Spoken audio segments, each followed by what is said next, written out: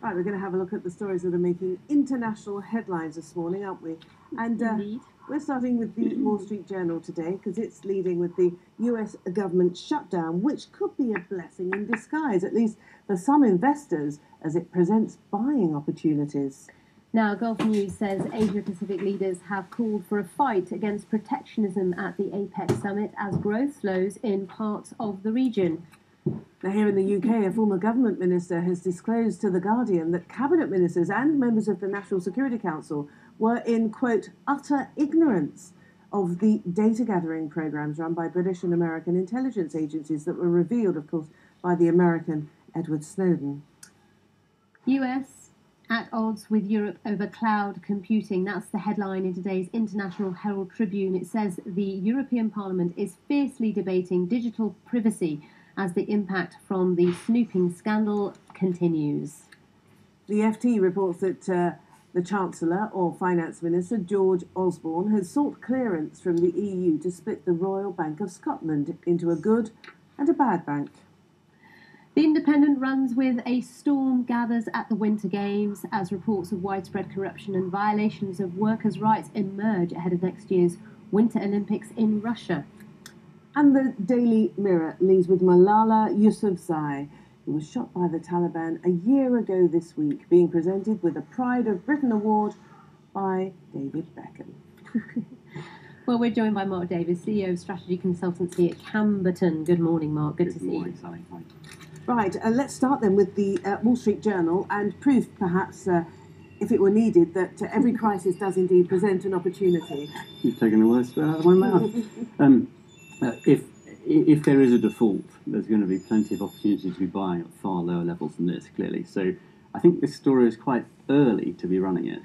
As we get closer and closer to the 17th of October, this will weigh on the markets, there's no question about it. And of course, that is an opportunity for some people. It does mean, though, that there are going to be an awful lot of people who are going to suffer. This is going to have a significant knock-on effect to the global economy were it to happen. Some of the fund managers and various investors that they're quoting here talk about the fact that they're going to get in at this point and that point, invest huge amounts of money when stocks do fall.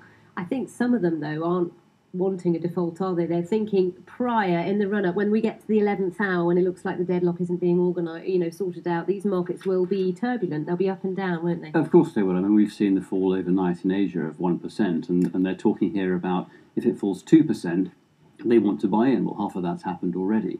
I think the issue is that they don't think it's going to go all the way to a complete default. I think everybody's hoping and praying it doesn't. And over the last 20 years, there have been 17 such situations in the US, and they haven't been talked about because they've all been resolved quite quickly. We are in a difficult position here because they are deadlock at the moment, and there doesn't seem to be too much sign that either side is going to give way. It's interesting, isn't it? Because obviously this is being portrayed as a very negative thing. This is a very bad thing. Half of the US government shut down. But actually, there are those who point out the positives, and that is that this is democracy really at work. Well, this is American democracy at work. Obviously, this is not something that we really understand here in Britain because the system of government here is completely different. If you are the elected leader, i.e. the Prime Minister in this country, then you have the majority in Parliament, and the chances are you can push things through. In the United States, it doesn't work like that. The checks and balances that were put in place by their Constitution are completely different from the ones we have in this country.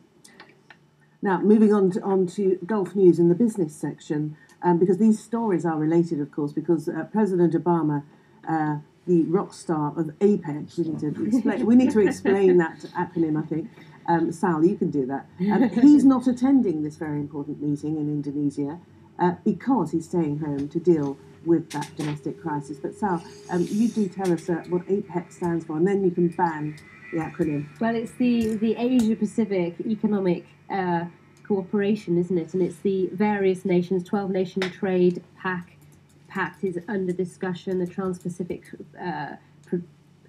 program is discussed, etc., etc. But at the end of the day, all those that are there this article talks about various issues, but they say the policymakers who are there are looking to gain ground, increase their competitiveness in markets, and hopefully boost growth. And there's various thoughts out there as to who's growing more than others. And, Moody's is saying that the region's having a tough time. Delegates there are saying things are getting better. Give us your take on this meeting. Well, yes, on the face of it, this article talks about the need not to go for protectionism in the current economic context. But actually, Martine's right. Really, what's important here is that President Obama is not present, and that the Chinese, as a result, are able to get in and make trade deals that perhaps President Obama would want to be leading from an American perspective, which he isn't able to do because he's back home trying to sort out a budget crisis.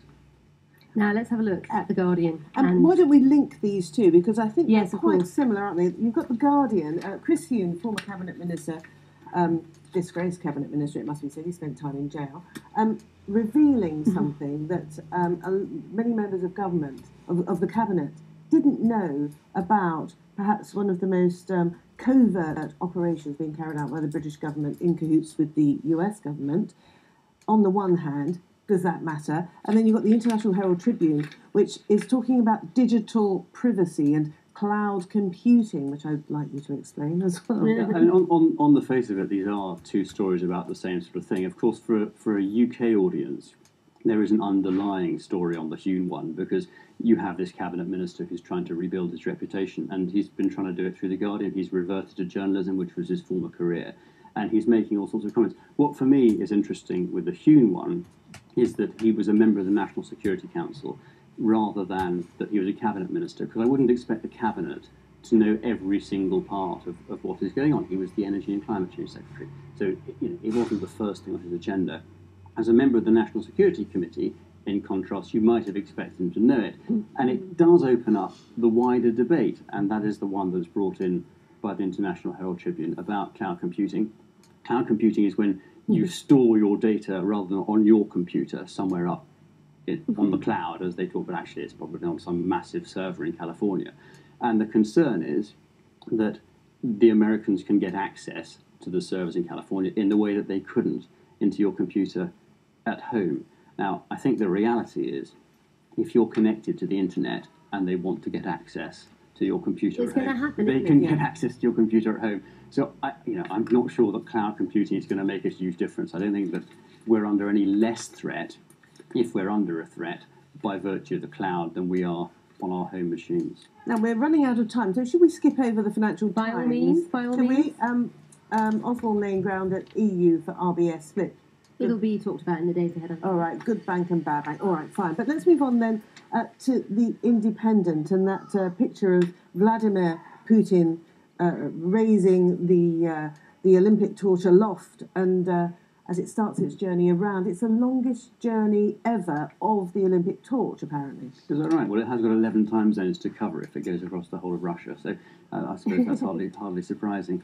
This is unsurprising that that people who are unhappy about various things about Sochi, from gay rights activist issues to the way people have been treated in the building of the facilities, and human rights generally, are using the journey of the torch to make a stand. You would expect them to, if you remember back in London 2012, when the torch relay started, there were various people who had various things to say, and that's the moment to start saying it. So this is the Winter Olympic Games kicking off, and you'd expect people to have views and to bring them out. Now, we must mention the Daily Mirror leading with Malala Yousafzai, who was shot by the Taliban a year ago this week, being presented with the Pride of Britain Award by David Beckham. But of course, it's a significant anniversary on many levels, and much of the press looking at this, aren't they? Yes, I mean, this is a sweet story in that when she met David Beckham, she turned into the giggling schoolgirl that you would expect her to be. We'd all be like that, wouldn't we? And was shocked by how tall he was relative to her. It's very sweet the way they write it up. But obviously, yes, I mean, a year on. Thank you very much. Mark Davies, CEO of strategy consultancy Camberton, thank you. And thank Thanks for your you time. for being with us. See you soon.